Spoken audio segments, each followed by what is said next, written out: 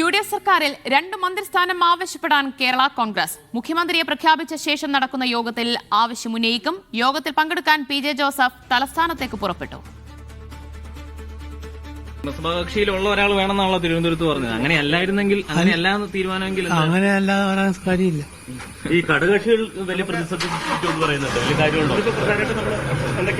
ഘടകകക്ഷികളുടെ യോഗം ചേരുന്നുണ്ട്.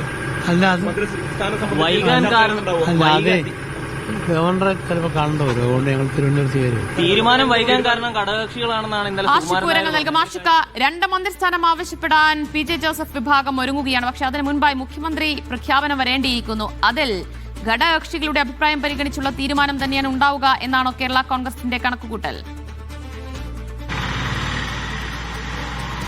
തീർച്ചയായും ആ നിലയിൽ തന്നെയാണ്. ഇച്ചിരി കടത്തി പറഞ്ഞാൽ VD സതീശൻ തന്നെയായിരിക്കും മുഖ്യമന്ത്രി എന്നുള്ള പ്രതീക്ഷയാണ് PJ ജോസഫ് വെച്ചു പുലർത്തുന്നത്. ഇന്ന് തിരുവനന്തപുരത്തേക്ക് പുറപ്പെടുന്നതിന് മുമ്പായി നമ്മൾ ചോദിക്കുന്ന ചില ചോദ്യങ്ങൾക്ക് അദ്ദേഹം മറുപടി പറഞ്ഞതിൽ തന്നെയും അതുണ്ട് എന്നുള്ളതാണ് ദിവ്യ ഏറ്റവും പ്രധാനപ്പെട്ട കാര്യം.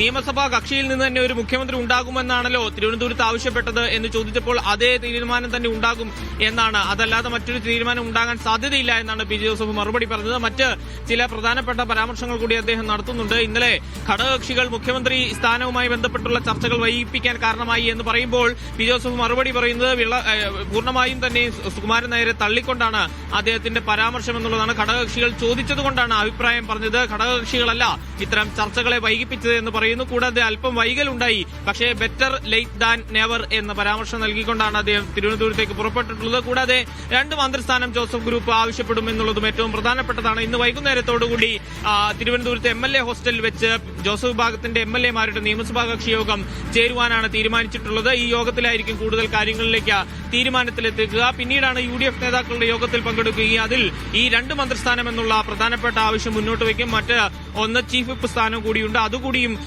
യോഗത്തിൽ മുന്നോട്ട് വയ്ക്കുവാൻ ജോസഫ് വിഭാഗം ഏതായാലും ആലോചിക്കുന്നുണ്ട്. ഏതായാലും ഇനി വരാനിരിക്കുന്ന മുഖ്യമന്ത്രി പ്രഖ്യാപനത്തിൽ അത് VD സതീശന് അനുകൂലമായിരിക്കും എന്നുള്ള പ്രതീക്ഷ തന്നെയാണ് ജോസഫ് ഗ്രൂപ്പ് വെച്ച് പുലർത്തുന്നത്. VD സതീശൻ ആയിരിക്കും മുഖ്യമന്ത്രിയായി എത്തുന്നതായിരിക്കും തങ്ങൾക്ക് കൂടുതൽ ഗുണം ചെയ്യുക എന്നുള്ളതാണ്. കാരണം സീറ്റ് വിട്ടു നൽകുന്ന അടക്കമുള്ള കാര്യങ്ങൾ ജോസഫ് വിഭാഗം ചർച്ച ചെയ്തത് VD സതീശനുമായിട്ടാണ്. VD സതീശനാണെങ്കിൽ തങ്ങളുടെ കാര്യങ്ങൾ, തങ്ങളുമായി ബന്ധപ്പെട്ടുള്ള തങ്ങൾക്ക് വാഗ്ദാനം ചെയ്യപ്പെട്ടിട്ടുള്ള കാര്യങ്ങളൊക്കെ തന്നെയും നടപ്പിലാക്കുന്നത് കൂടുതൽ എളുപ്പമാകുമെന്നുള്ള പ്രതീക്ഷ ജോസഫ് ഗ്രൂപ്പിനുണ്ട്. ആ പ്രതീക്ഷ ഈ ഘട്ടത്തിലും വെച്ച് പുലർത്തുന്നു. അല്പനേരം മുമ്പാണ് തൊടുപുഴയിൽ നിന്ന് തിരുവനന്തപുരത്തേക്ക് PJ ജോസഫും മകൻ അപ്പു ജോസഫും പുറപ്പെട്ടത്. ദിവ്യ.